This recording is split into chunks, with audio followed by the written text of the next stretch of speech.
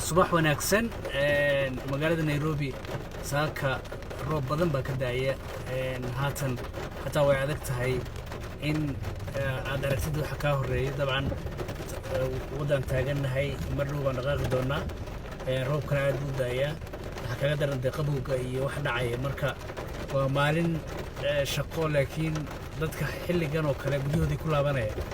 waxay ugu wanaagsan tahay inay si wanaagsan maanta oo kale ugu raaxaysan doonaan hurdada dad badan dabcan dhibaata ka haysata inay markan oo kale magaalada ku dhex wareegaan oo aad arkaysaan inta badan dadka lugeynaya inay wataan dalladihii ay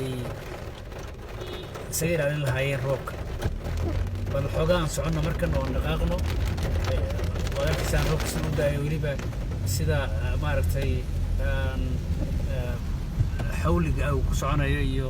sida gawaarida ay aayarka ugu socdaan oo gaari walba isleeyahay gaariga kale ku dhicin maalin wanaagsan roob wacan